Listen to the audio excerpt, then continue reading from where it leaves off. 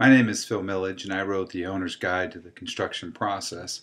And the book was written for anybody who would potentially be doing a large building. In fact, the largest expenditure of money on those books has been by contractors and developers who understand it's their responsibility to basically educate their potential client about how to use their service.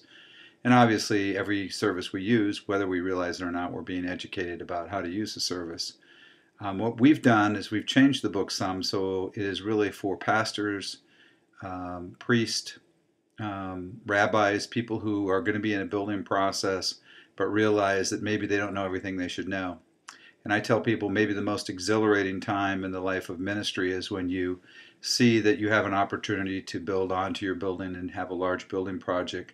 Probably one of the most difficult things for most people who do this is find out that many times at the end of a project it's very, very difficult to hang on to your job because of the conflict and problems that happen during the construction process.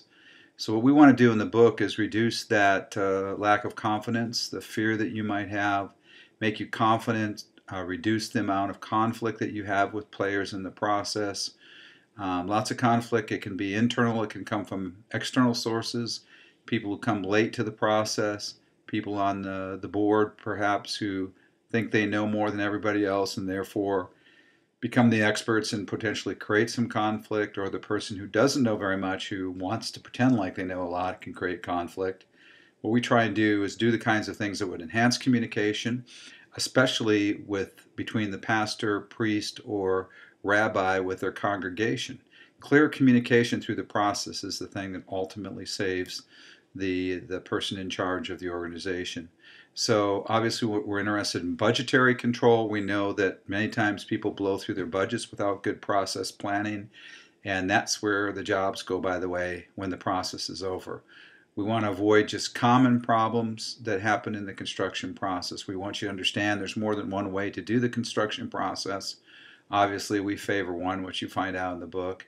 And then we're going to spend a little time talking about the more mundane things like how to use the project as a fundraiser while the building's being built, and just the idea of how to lay out your plan so you have fewer issues through the process with things like changes or change orders, which generally are the things that end up costing the most money, creating the most conflict, and potentially shortening the career of the priest or the pastor or the rabbi who is trying to orchestrate or lead the process. So I think you'll find the book very, very helpful. Knowledge is power. Hopefully it saves your career and your church a lot of headaches.